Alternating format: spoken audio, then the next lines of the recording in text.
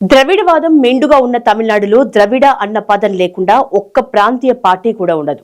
అలాంటి చోట జాతీయవాద రాజకీయాలకు ఆజ్యం పోసేందుకు తీవ్రంగా శ్రమిస్తున్న young and dynamic leader Annamalai.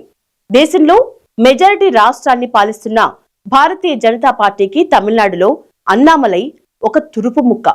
40 ఏళ్ల వయసు గల ఈ మాజీ ఐపీఎస్ ఆఫీసర్ బీజేపీ తమిళనాడు అధ్యక్షుడిగా నిత్యం వార్తల్లో ఉంటారు. పేద ప్రజలతో కలిసి నడుస్తాడు. విద్యార్థులతో తాను విద్యార్థి అవుతాడు. పార్టీ మీటింగ్ లో సాధారణ కార్యకర్తల కింద కూర్చుంటాడు. అధికార పార్టీకి కొరకరాని కొయ్యగా మారతాడు. జర్నలిస్టుల ప్రశ్నలకు ధీటైన జవాబు ఇస్తాడు.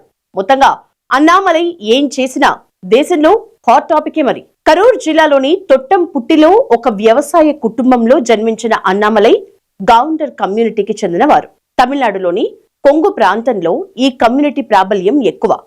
మెకానికల్ ఇంజనీరింగ్ ఎంబీఏ చదివిన అన్నామలై 2011లో పోలీస్ ఫోర్స్ లో చేరారు. కర్ణాటక క్యాడర్ ఐపీఎస్ అయిన అన్నామలై ఆ రాష్ట్రంలోని గుట్కా, డ్రగ్స్ పై ఉక్కుపాదం మోపారు. అయితే 8 ఏళ్ల కెరీర్ తర్వాత 2019లో రాజీనామా చేశారు.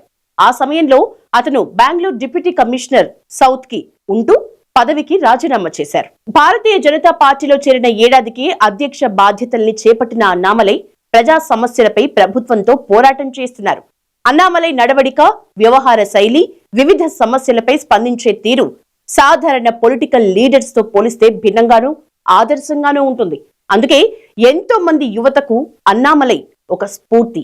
స్ట్రిక్ట్ పోలీస్ అధికారిగా పేరు తెచ్చుకున్న అన్నామలై రియల్ సింగంగా పేరు తెచ్చుకున్నారు. తమిళనాడు రాజకీయాల్లో అన్నామలై అంటే అధికార పార్టీకి వణుకు. ప్రభుత్వంలోని మంత్రులు, ఎమ్మెల్యేల అవినీతిని ఎప్పటికప్పుడు ప్రజల ముందు ఉంచే ప్రయత్నం చేస్తూ ఉంటారాయన.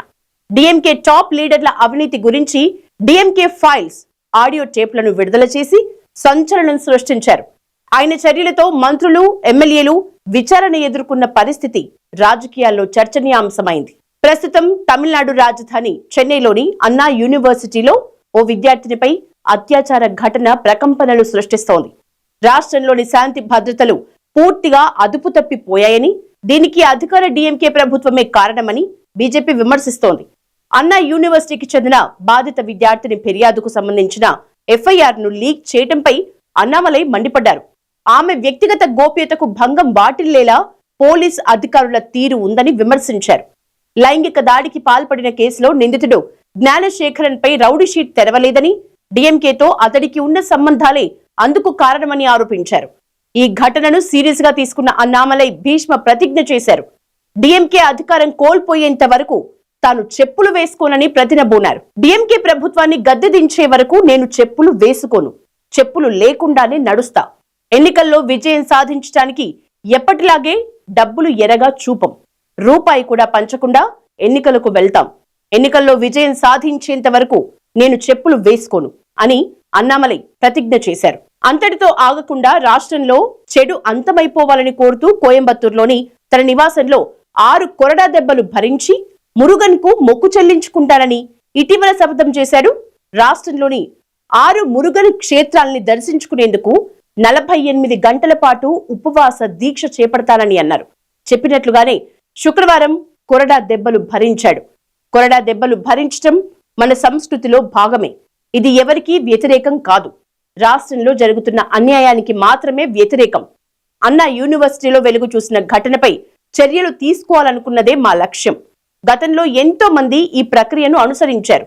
దేవుడికి మనల్ని మనం సమర్పించుకునే విధానమే ఇది అని తన చర్యను సమర్థించుకున్నారు అన్నామలై.